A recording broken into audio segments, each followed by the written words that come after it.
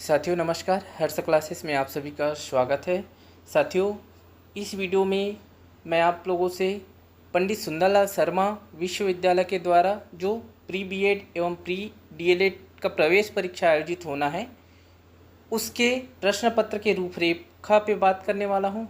साथ ही साथ हम सिलेबस को देखने वाले हैं, कौन कौन से विषय से कितने कितने अंक के प्रश्न पूछे जाएंगे, उनका लेवल क्या होगा, इन सारे प्रश्नों को इस वीडियो के माध्यम से हम लोग समझने वाले हैं। साथियों, मैंने भी पंडित सुंदरलाल शर्मा विश्वविद्यालय से 2023 में बीएड कंप्लीट किया है। मेरा जो है बीएड प्री बीएड का जो प्रवेश परीक्षा हुआ था उसमें जो है 100 में 78 नंबर आया हुआ था। तो मैंने क्वेश्चन को भी देखा है, क्वेश्चन को हल करके भी देखा है।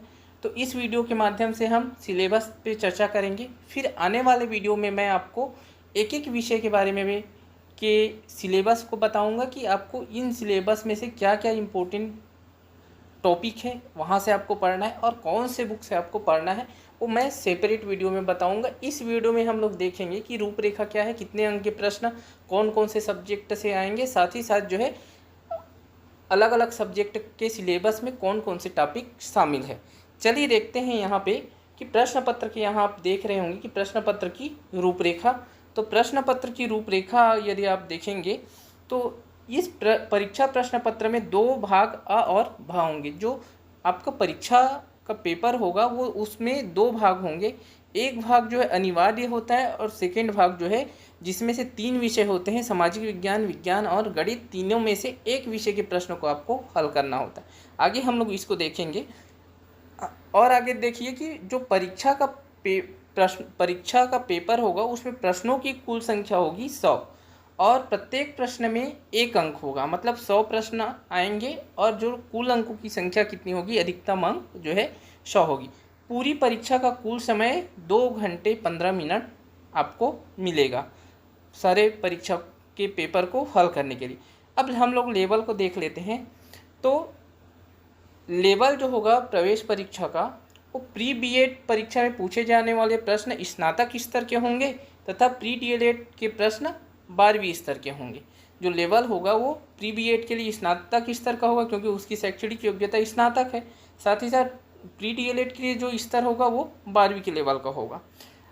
परीक्षा पद्धति में आप देखेंगे तो जैसे कि वस्तुनिष्ठ प्रकार के पेपर होगा जिसमें 4 ऑप्शन होंगे।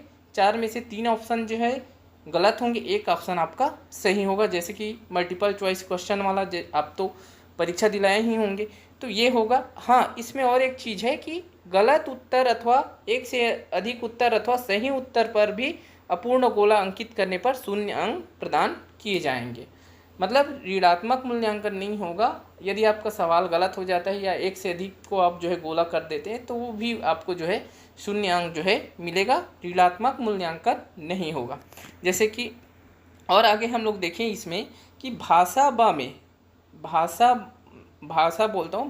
ब में विषयगत क्षमता के 3 विषयों विज्ञान, गणित एवं सामाजिक विज्ञान में से केवल एक ही विषय के 20 प्रश्न हल करना है। 1 से अधिक विषय हल करने पर छात्र को अयोग्य घोषित किया जाएगा। आपको इस बात का ध्यान रखना है कि भाग अ जो है अनिवार्य विषय है जिसको सारे स्टूडेंट को जो है उसको हल करना है, और भाग ब में जो है 3 विषय रहेगा, विज्ञान, सामाजिक विज्ञान और गणित। इन तीनों में से जो भी आपको अच्छा लगे, जो आपको लगे कि ये इसमें मैं ज़्यादा स्कोर कर पाऊँगा, उस विषय को आपको जो है परीक्षा में हल करना है। अब देखिए, ये ऑनलाइन आवेदन के समय पूर्व में ही आपसे नहीं पूछा जाता है कि आप कौन से विषय को हल करेंगे। आप परीक्षा हाल में ही देख के आपको जो अच्छा लगे उसको हल कर सकते हैं, लेकिन आपको केवल एक विषय को हल करना है। आप यदि 2 विषय या 2 से अधिक विषयों को हल कर देते हैं तो आपका जो है आपको अयोग्य घोषित कर दिया जाएगा। ठीक है, इसमें स्पष्ट लिखा हुआ है 1 से अधिक विषय को हल करने पर छात्र को अयोग्य घोषित कर दिया जाएगा। यहाँ पे और लिखा है, देखिए, ऋणात्मक अंक नहीं दिए जाएंगे। परीक्षा की अवधि 2 घंटे 15 मिनट की होगी, आपको ये दिया है, जिसमें परीक्षार्थियों को दोनों भाग के प्रश्न हल करने होंगे। परीक्षार्थियों को सही उत्तर चुनकर उससे संबंधित गोला को OMR उत्तर शीट में बॉल पेन से काला या नीला करना होगा। ये तो हो गया। आगे हम लोग देखें कि कौन कौन से विषय के कितने कितने जो है प्रश्न प्री बीएड या प्री डीएलएड में पूछे जाएंगे। तो आपका सुंदरलाल शर्मा का जो प्री बीएड एवं प्री डीएलएड का सिलेबस है वो सेम है, अंकों का विभाजन भी सेम है। केवल अंतर यह है कि प्री बीएड का जो लेवल होगा क्वेश्चन का वो स्नातक स्तर का होगा और प्री डीएलएड का जो क्वेश्चन का लेवल होगा वो जो है 12वीं लेवल का होगा। बाकी सिलेबस सेम है, अंकों का विभाजन सेम है। यहाँ आप देख सकते हैं कि प्री बीएड एवं प्री डीएलएड हेतु प्रश्न पत्र का प्रथम भाग सामान्य मानसिक योग्यता एवं सामान्य ज्ञान होगा। जैसे प्रश्न पत्र का द्वितीय भाग जो है विषयगत क्षमता होगा, मतलब किसी एक विषय की आपको जानकारी पूछी जाएगी या क्वेश्चन होंगे, जैसे विज्ञान के, सामाजिक विज्ञान के, गणित के, इन तीनों में से आपको एक विषय को हल करना है। अब जरूरी नहीं है कि आप गणित वाले हैं तो गणित को ही हल करो, आपकी सुविधा के हिसाब के आप जिस प्रश्न में ज़्यादा ट्रूटेबल है उसको आप जो एग्जाम हॉल में आप हल कर सकते हैं। विज्ञान वाला गणित को कर सकता है, गणित वाला विज्ञान को कर सकता है, विज्ञान वाला सामाजिक विज्ञान को भी कर सकता है, गणित वाला सामाजिक विज्ञान को भी कर सकता है। इस चीज़ में बहुत सारा कन्फ्यूजन होता है, ठीक है। तो आप जो है अपनी सुविधा के हिसाब से वहाँ पे क्वेश्चन को हल कर सकते हैं, ठीक है। अब यहाँ पे हम लोग देखें कि पार्ट अ जो होता है उसमें सामान्य हिंदी बोध, सामान्य अंग्रेजी बोध, तार्किक एवं विश्लेषणात्मक चिंतन, रीजनिंग और शैक्षिक एवं सामान्य चेतना, teaching learning in the school, शिक्षण अधिगम एवं विद्यालय, ये विषय शामिल है। देखिए हिंदी के जो है आपके 10 प्रश्न आएंगे, टोटल कुल 10 अंक के। अंग्रेजी के भी जो सामान्य अंग्रेजी के भी 10 प्रश्न होंगे, कुल अंक 10 अंक के होंगे। रीजनिंग के आपके 20 अंक के प्रश्न पूछे जाएंगे और जो कि 20 अंक के होंगे। शैक्षिक एवं सामान्य चेतना, शिक्षा से संबंधित एवं सामान्य चेतना, जनरल अवेयरनेस से संबंधित, सामान्य ज्ञान से संबंधित। इसमें देखिए इसमें एजुकेशनल क्वेश्चन और सामान्य ज्ञान से संबंधित क्वेश्चन, सामान्य चेतना का मतलब सामान्य ज्ञान से ही है, तो दोनों मिला के जो है आपके 20 प्रश्न जो है पूछे जाएंगे। उसके अलावा आपके टीचिंग लर्निंग और विद्यालय से संबंधित, जिसको शैक्षणिक अभिरुचि बोल सकते हैं, शिक्षण अधिगम, ठीक है, शिक्षा से संबंधित जो यहाँ पे प्रश्न फिर से 20 अंक के जो है आपके पूछे जाएंगे। प्रश्नों की संख्या 20 होगी, ठीक है।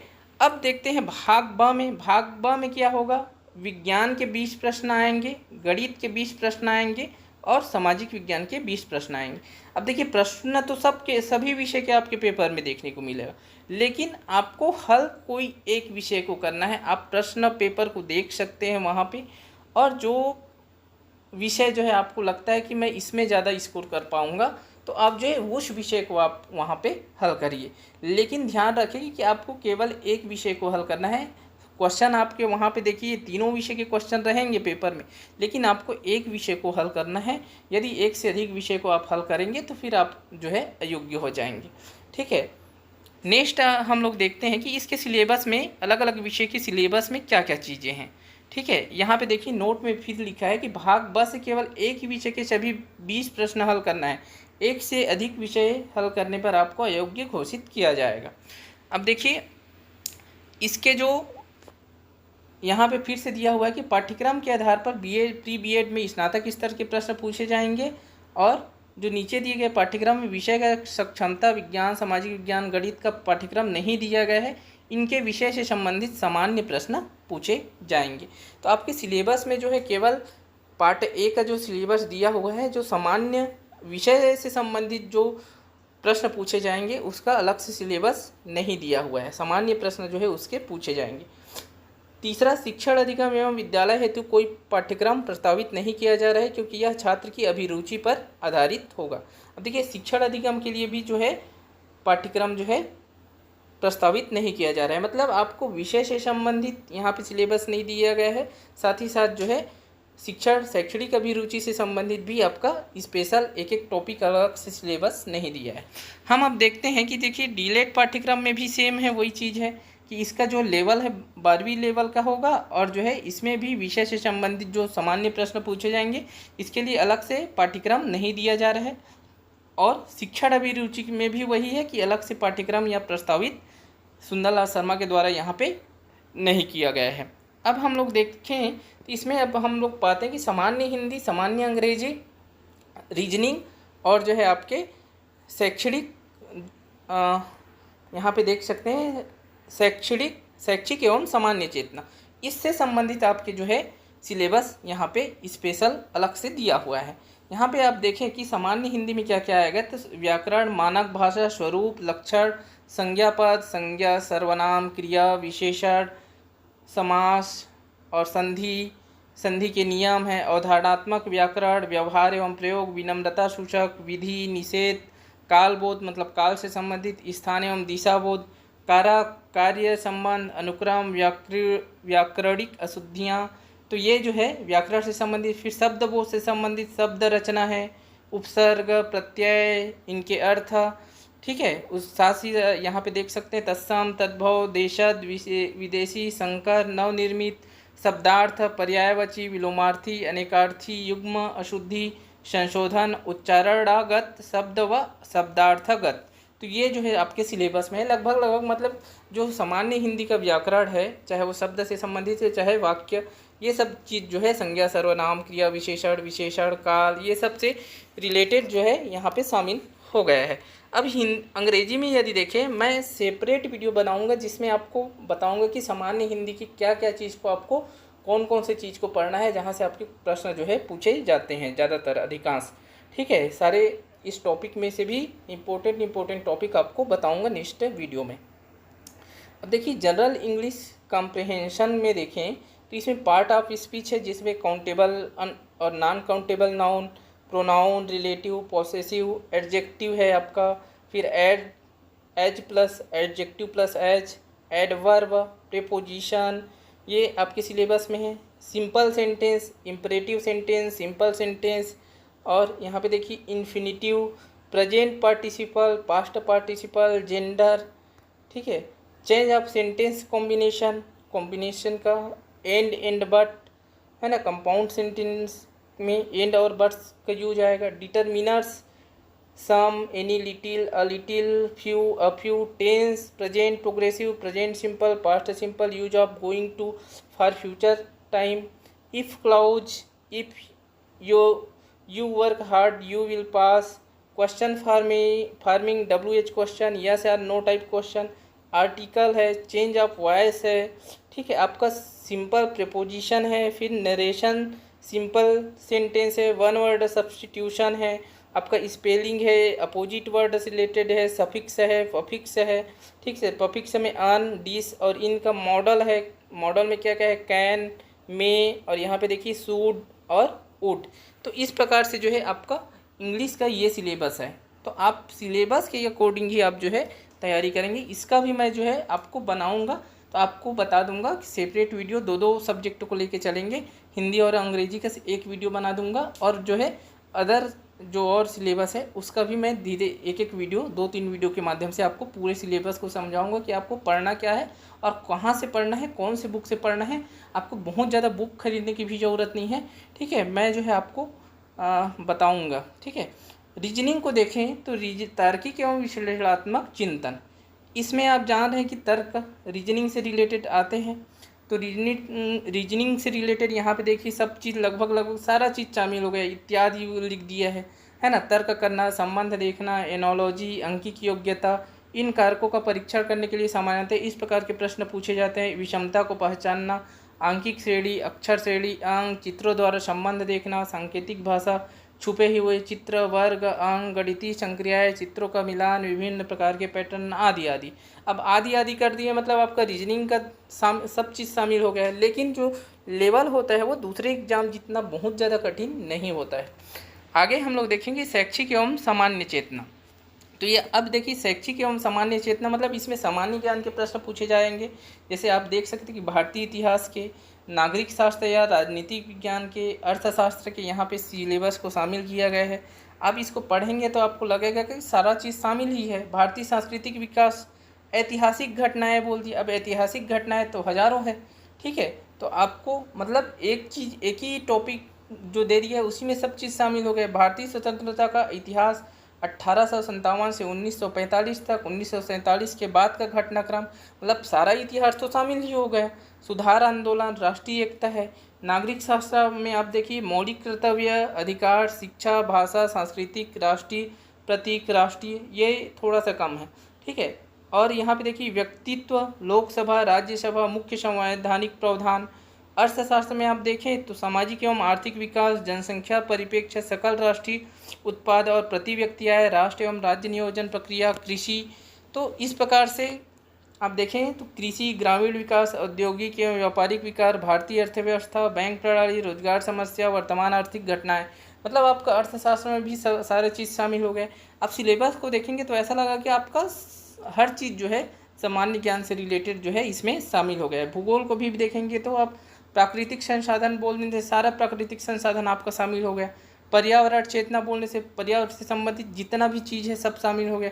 वनस्पति एवं प्रणाली समूह, मिट्टी और उसके प्रकार, खनिज, भारत के राज्य, उसकी भौगोलिक स्थिति, ये भूगोल का सिलेबस है। सामान्य विज्ञान को देखें तो विज्ञान के मूलभूत सिद्धांत, चेतना एवं जीवन की गुणवत्ता के लिए विज्ञान। अब इसमें भी लगभग हर चीज़ जो है शामिल हो गया कि मूलभूत सिद्धांत क्या है, सामान्य विज्ञान से रिलेटेड जो भी चीज़ है वो सब चीज़ विज्ञान के अंतर्गत आ जाएगा। अब यहाँ पे देखिए खेल और शिक्षा, योग शिक्षा, तो यहाँ पे देखते हैं कि भारत की विभिन्न आयोग है, यहाँ से प्रश्न आते हैं। शिक्षा नीति से प्रश्न आते हैं। शैक्षिक तकनीक समीक्षा, औपचारिकेतर मूल्य शिक्षा, शिक्षा पूर्ण साक्षरता अभियान, सतत शिक्षा संबंधी रिपोर्ट, विभिन्न नवाचार प्रोजेक्ट, शिक्षा में प्रयोग, शिक्षा का लोकव्यापीकरण, प्रारंभिक शिक्षा का लोकव्यापीकरण, सबके लिए शिक्षा, जिला प्राथमिक शिक्षा कार्यक्रम, यहाँ से भी प्रश्न आते हैं। एनसीईआरटी देखिए, राष्ट्रीय शैक्षिक अनुसंधान और प्रशिक्षण परिषद, राष्ट्रीय शिक्षा योजना एवं प्रशासन संस्थान, राज्य शैक्षिक अनुसंधान और प्रशिक्षण परिषद, दूर शिक्षा, संचार माध्यम, खेल कूद, योग एवं उपलब्धि, शाला स्वच्छता एवं शाला प्रबंधन। तो आपने इसको देखा कि शिक्षा से संबंधित लगभग और खेल योग से संबंधित सब चीज़ यहाँ पे शामिल हो गए। शिक्षण अभिरुचि, शिक्षण अधिगम एवं विद्यालय जो कि शैक्षणिक अभिरुचि से संबंधित है। तो यहाँ पे आपको क्या देखना है, शैक्षणिक अभिरुचि में निम्नलिखित कार्य सम्मिलित होते हैं। बच्चों के प्रति अभिवृत्ति, अनुकूलन की योग्यता, व्यवसाय संबंधी सूचनाएं, व्यवसाय में रुचि, इनका परीक्षण कथनों की सहायता से किया जाएगा। मतलब आपके जो शिक्षण से संबंधित है, टीचर में क्या गुण होना चाहिए, किस प्रकार बच्चे को आप समझोगे, आपके व्यवसाय से संबंधित क्या क्या जो है जानकारी आपको होनी चाहिए, बच्चों को किस प्रकार से समझेंगे, बाल मनोविज्ञान, मतलब ये इसमें जितना भी आपको शिक्षक बनने के लिए जो भी ज़रूरी है, ठीक है, उन सारी चीज़ों को इसमें शामिल किया गया है। तो साथियों इस वीडियो में इतना ही, मिलेंगे नेक्स्ट वीडियो में। आपको हर विषय को कैसे पढ़ना है, कौन से टॉपिक को इम्पोर्टेंट है, उसको कौन से बुक से पढ़ना है, इसके लिए मैं 2-3 वीडियो फिर से बनाऊंगा। तो आप जो है मेरे चैनल को सब्सक्राइब कीजिए और साथ ही साथ आपको प्रीवियस ईयर के क्वेश्चन पेपर इस चैनल के माध्यम से मिलेगा। आप टीचर भर्ती की तैयारी कर रहे हैं, CGTET की तैयारी कर रहे हैं, तो भी आप मेरे चैनल से जुड़ सकते हैं। आपको जो है इस चैनल के माध्यम से इम्पोर्टेंट जो है क्वेश्चन जो है कराए जाएंगे। तो साथियों इस वीडियो में इतना ही। नमस्कार, धन्यवाद।